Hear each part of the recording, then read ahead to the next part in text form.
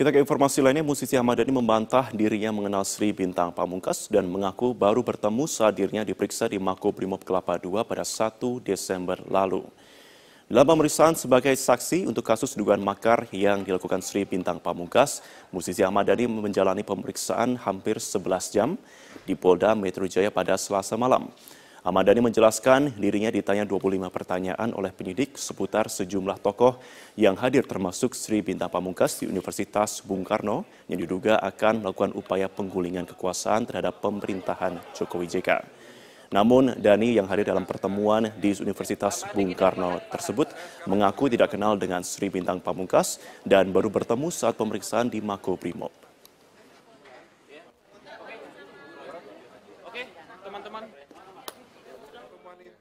Ditanya saya apakah saya melihat orasi Sri Bintang Pamungkas. Saya waktu datang Sri Bintang Pamungkas sudah selesai orasi, jadi saya jawab ya saya datangnya telat sehingga tidak bisa melihat apa yang dikatakan oleh Sri Bintang Pamungkas.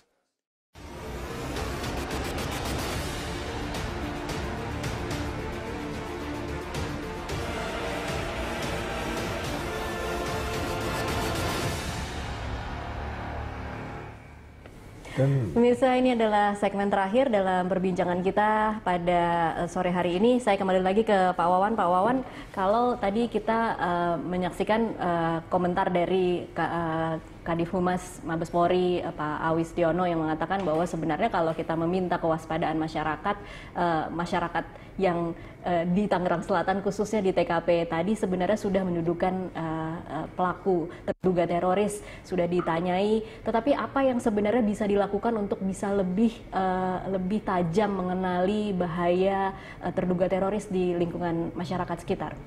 Ya, memang ini dilema. Kalau dia pemilik kontrakan terlalu streng, orang nggak ada yang kontrak itu kan, terlalu, sehingga belum ada bukti misalnya langsung dicurigai, sehingga akhirnya ya dia juga tidak enak gitu ya.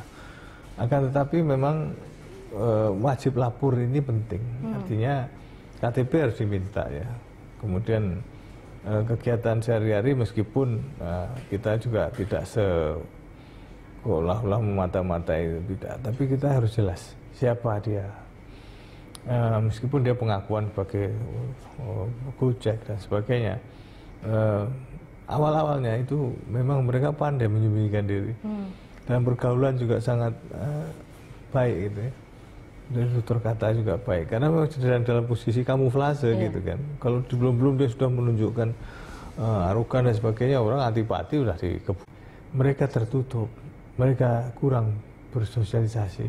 Ini sudah menjadi question mark yang cukup besar yang perlu diketahui, karena tingkah lakunya mesti berbeda, karena ada sesuatu yang disembunyikan, tidak fair, dan mesti biasanya mengambil jarak dengan masyarakat. Kemudian ketemu kelompok tertentu terus datang juga langsung masuk, biasanya seperti itu, bahkan sandal pun dibawa masuk. Kalau ada kendaraan diupayakan juga masuk, dikunci juga dari luar. Ini gejala-gejala yang ada. Rata-rata memang terkuak setelah ada yang bocor dari tempat lain gitu ya. Tapi diharapkan dengan kondisi yang seperti ini, kita kan sudah 1 dekade lebih ada ancaman-ancaman seperti itu. Oleh karenanya ini harus juga masyarakat itu menyadari kalau ada sesuatu yang mencurigakan.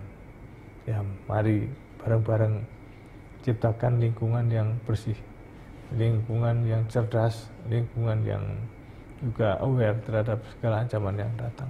Oleh karena itu perlu sense, dan di sini perlu ada tokoh masyarakat yang setiap kali mengajak, mengingatkan, dekat, kan seperti itu. Supaya deteksi dini dan cegah dini bisa terwujud. Oke, baik. Terima kasih Pak Wawan. Kita harapkan memang dalam beberapa hari ke depan sampai pergantian tahun yang memang menjadi momen-momen rawan tidak akan terjadi apa-apa karena memang sudah diantisipasi. Terima kasih Pak Wawan Purwanto untuk waktunya bersama kami. Kita beralih ke informasi lain, pemirsa. Penyidik Ditreskrimum Polda Metro Jaya menyita sejumlah dokumen pribadi milik Rahmawati Soekarno Putri. Penyitaan dilakukan dalam penggeledahan di kediaman Rahmawati di Pasar Minggu, Jakarta Selatan.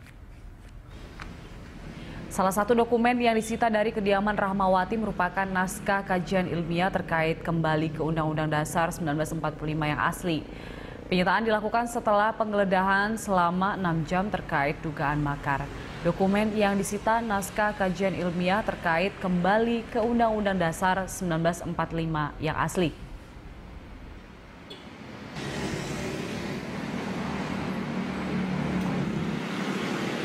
Hasil survei Lembaga Survei Indonesia yang menempatkan pasangan Ahok Jarot di urutan teratas elektabilitas Cagup Cawagup DKI Jakarta memunculkan pertanyaan, apakah warga Jakarta tidak terlalu terpengaruh dengan kasus dugaan penistaan agama yang tengah dihadapi Ahok? Rekan saya Saiku Bagawi akan membedahnya lebih dalam untuk Anda. Silakan Saiku. Ya, Sylvia, terima kasih. Selamat malam pemirsa. Ada beberapa hal yang menarik berkaitan dengan masalah hasil survei belakangan ini. Terutama ketika Ahok ditersangkakan sejak pada tanggal 16 November, kemudian berkembang sampai hari ini, terakhir pada tanggal 13 Desember kemarin, Ahok kemudian didudukkan di meja terdakwa. Lantas bagaimana dengan peta elektabilitas Ahok setelah dengan fakta yang semacam itu? Menunjukkan bahwa elektabilitas calon ini apakah kemudian tergerus dengan pasal penistaannya dialamatkan kepada Ahok. Yang kedua, bagaimana dengan kandidat lainnya yang menjadi pesaing Ahok, yaitu pasangan AHY dan pasangan Anies Baswedan. Misalnya bagaimana memobilisasi atau mengkapitalisasi sehingga katakan bisa mengurus elektabilitas Ahok. Ini memang menjadi pertarungan yang menarik, katakan menjelang sampai Februari 2017 mendatang. Seperti Anda saksikan di layar ini, dari hasil survei Lembaga Survei Indonesia yang baru dirilis pada hari ini, dan ini survei berdasarkan pada kemampuan untuk melakukan survei responden ini pada sejak awal Desember ini, terlihat bahwa pasangan Basuki Cahayapurnama, terutama katakan ini kita fokuskan pada masalah calon gubernurnya sendiri, Ahok memperoleh 32,9%. Kemudian Agus Harimurti Yudhoyono memperoleh 20,1%, kemudian Anies Baswedan 23,2%. Sekali lagi ini dengan catatan bahwa margin error masih berkisar pada pusaran 3,5%. Di samping itu masih ada orang yang belum menentukan pilihan sampai saat ini. Kalau misalnya Pilkada Jakarta dilaksanakan pada hari ini ada sekitar 18,8%. Yang menarik adalah bahwa elektabilitas Ahok ini bergerak naik semenjak kasus ini bergulir dari katakan 3 bulan lalu, 2 bulan 3 bulannya lalu, kemudian setelah Ahok dinyatakan sebagai tersangka pada 16 November. Pada November, elektabilitas Ahok masih kalah dibandingkan dengan Agus Yudhoyono.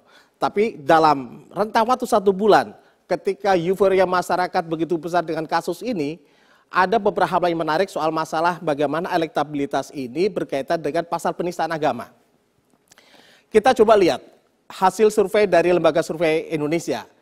Ucapan Ahok yang menistakan agama, sejauh mana masyarakat percaya? Apakah kemudian Ahok melakukan penistaan agama? Di sini disebutkan bahwa hasil surveinya menyebutkan pada awalnya masyarakat begitu tinggi percaya bahwa Ahok telah melakukan penistaan agama, 62,62%. Kemudian pada bulan Desember malah turun menjadi sekitar 54%. Apakah kemudian bagaimana dengan peta yang tidak, ini juga dilihat bahwa apakah mereka percaya Ahok tidak melakukan penistaan agama, justru malah kemudian mereka yakin Ahok tidak melakukan penistaan agama semakin naik pada bulan Desember 2017, pada 2016 ini. Survei ini bermaksud memang secara proporsional, kredibel, mengambil sampel sekitar 800 responden di Jakarta. Kita lihat pada grafik berikutnya. Di sini, pernahkah Anda menonton video rekaman Ahok yang pernah diunggah oleh katakan Pemprov DKI Jakarta pada tanggal 27 September 2016 lalu? Pada awalnya, pada bulan November, masyarakat cukup rendah. Tidak terlalu antusias untuk menyaksikan video yang menjadi heboh, yang kemudian menjadi viral, yang kemudian menjadi perbincangan, dan kemudian mengantarkan Ahok ke kursi terdakwa pada tanggal 13 Desember lalu. Di sini terlihat bahwa kemudian masyarakat penasaran dalam tanda petik untuk bisa mengklarifikasi sejauh mana kebenaran dari video itu. Apakah betul-betul video itu Ahok melakukan penistaan atau kemudian ada semacam stigma tertentu. Di sini terlihat bahwa kemudian hasilnya masyarakat telah menyaksikan hasil video yang diunggah oleh Pemprov DKI Jakarta maupun kemudian video yang kemudian sudah dicuplik oleh katakan Buniyani yang kemudian menjadi viral belakangan ini. Kemudian ada lagi soal hasil rekaman video berikutnya, soal masalah apakah kemudian pengadilan, kita lihat berikutnya, masalah Ahok meminta maaf. Apakah kemudian yakin dengan berkali-kali Ahok di Lembang di beberapa kesempatan meminta maaf secara terus terang, baik melalui media maupun media elektronik maupun melalui katakan Twitternya, masyarakat akhirnya lebih banyak memilih bahwa apa yang dilakukan Ahok dengan meminta maaf itu dilakukan secara tulus pada November dibandingkan dengan Desember justru semakin naik. Kemudian pada grafik berikutnya lagi, percaya pengadilan. Ini menarik sekali. Apakah kemudian masyarakat percaya apapun hasil keputusan sidang Ahok nantinya? Apakah kemudian Ahok dihukum bersalah atau tidak bersalah? 79% masyarakat Jakarta khususnya percaya apapun yang akan diputuskan oleh pengadilan. Artinya apa yang akan dilakukan oleh Pengadilan Negeri Jakarta Utara memutus tentang perkara Ahok ini, mereka melihat bahwa Pengadilan Negeri Jakarta Utara akan bersikap fair secara objektif.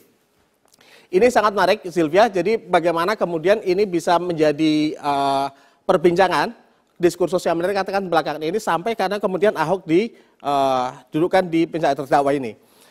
Menerima hasil keputusan pengadilan bahwa apapun hasilnya Ahok misalnya 71% di sini masyarakat yakin akan percaya apapun hasil pengadilannya. Kemudian hanya ada 6% masyarakat mempertanyakan kalau misalnya Ahok diputus bersalah, apakah kemudian mereka percaya? Yang 14% ini menyebutkan bahwa mereka tidak begitu percaya kalau kemudian Ahok dinyatakan tidak bersalah. Jadi pemirsa, ini menggambarkan apapun hasil survei ini, menggambarkan katakan fenomena Jakarta belakangan ini, terutama di dalam pertarungan pilkada di Jakarta, berkaitan dengan Ahok yang kemudian didudukkan sampai ke kursi terdakwa. Bagaimana kemudian masyarakat bisa memilahkan antara pilkada DKI Jakarta dengan kasus hukum Ahok. Ini juga bisa mencerminkan bagaimana kita sebagai masyarakat Jakarta dan warga Indonesia khususnya bisa menerima secara objektif apapun hasil pengadilan nanti. Demikian, Sylvia. Terima kasih Saiku Bagowi atas pemaparan Anda.